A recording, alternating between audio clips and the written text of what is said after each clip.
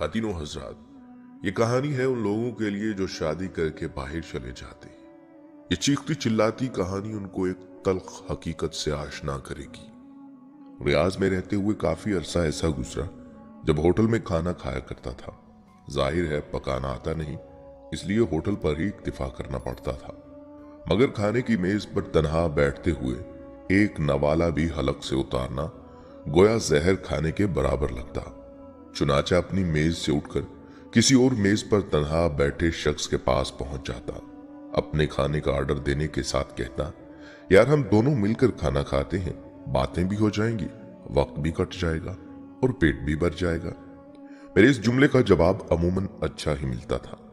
एक दिन एक ऐसे साहिब से वास्ता पड़ा जो शायद किसी बात पर नाराज थे।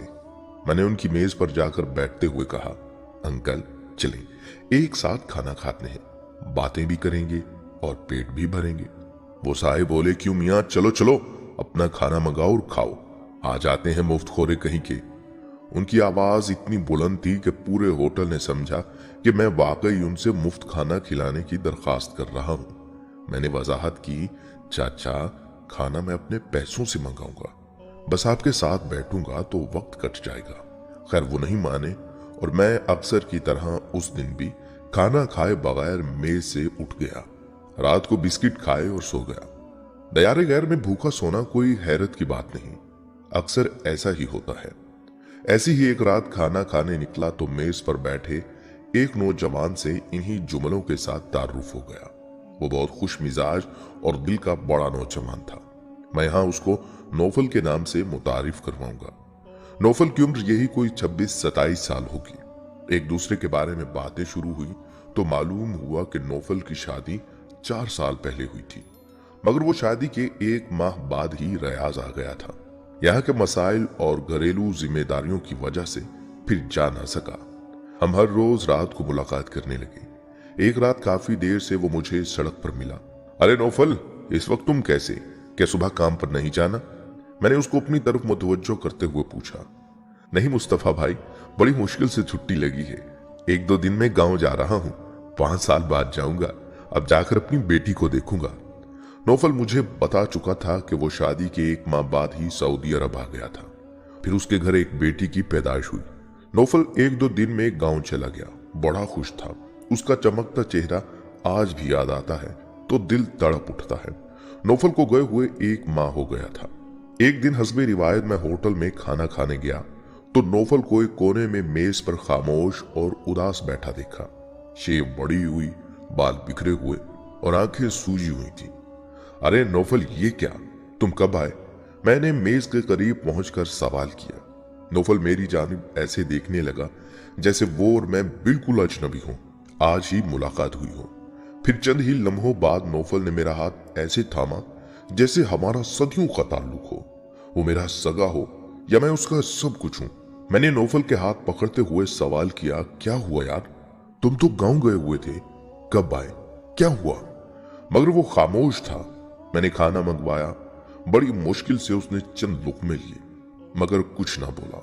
होटल भरा हुआ था, इसलिए बात करना मुश्किल था। मैं नौफल को लेकर रियाज में हारा की सड़क पर निकल आया। हम एक सड़क के कोने पर मौजूद चबूतरे पर बैठ गए। मैंने फिर पूछा, इसरार किया, धमकी दी, अगर मुझे नहीं बताया तो मैं मिलना छोड़ दूंगा। नौफल ऐसा लग रहा था जैसे गूंगा हो। उसकी आंखें सवाल कर रही थी मगर जुबान गंग थी। मैंने देखा वो फिजाओं और आसमानों में है, जमीन पर तो उसे कुछ मिल नहीं रहा।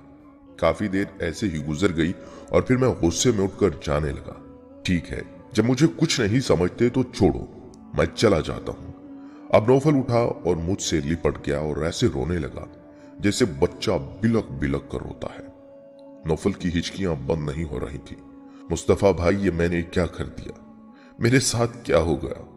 मुस्तफा भाई, मैंने तो सोचा भी नहीं था। अरे नौफल, क्या हुआ यार, बताओ तो सही, खैर तो है ना? मुस्तफा भाई, मेरी बीवी ने मुझसे तलाक ले ली। ये कहकर नौफल फिर रोने लगा। मुस्तफा भाई, मेरा कसूर है, मैंने उसके साथ गलत किया। वो पढ़ी लिखी थी, कोई देहातन नहीं थी, मैंने गलत किया। आप जानते हैं, मैं शादी के 1 माह बाद ही सऊदी अरब आ गया था। मेरी बीवी रोज कहती कि तुम वापिस आ जाओ, रूखी सूखी खा लेंगे मगर साथ रहेंगे।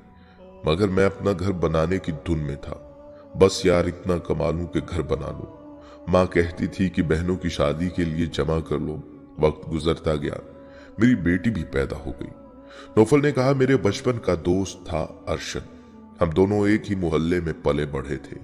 मेरे घर में कोई भी काम होता, मैं अपने दोस्त अरशद को फोन कर देता कि तेरी भाभी ये कह रही थी, जरा ये तो काम कर दो। यूं उसे किसी ना किसी काम के लिए अक्सर अपने घर जाने का कहता। अरशद रोज ही घर चला जाता।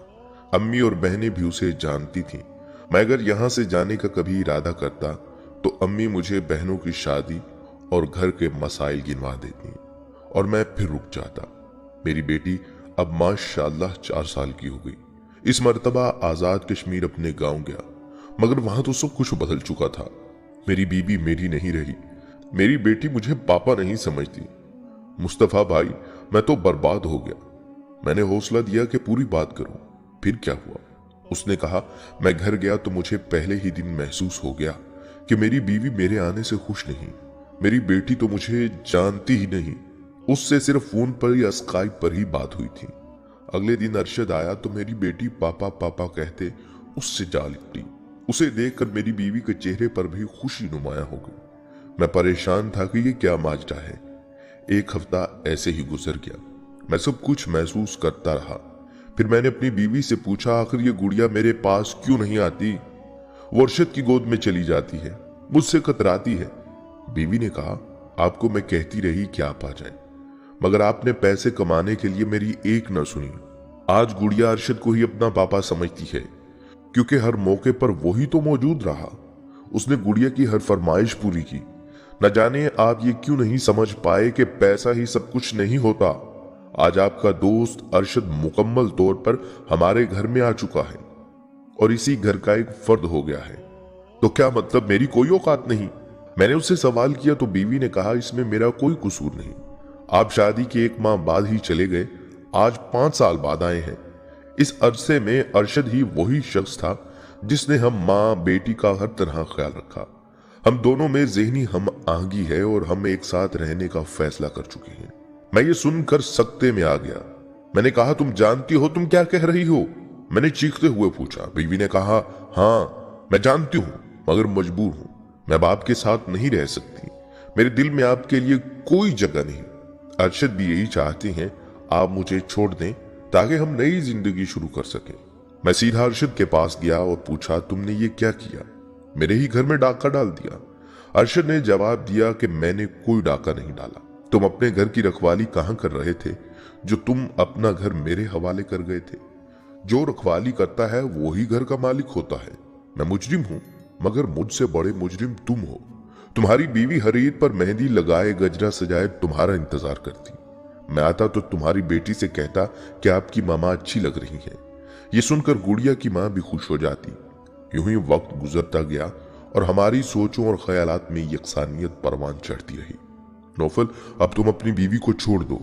इस मामले को एक खूबसूरत मोड़ देकर खैर बात कहो। मैं तुम्हारी बीवी से शादी करना चाहता हूं। तुम्हारी बच्ची भी मुझे अपना बाप समझती है।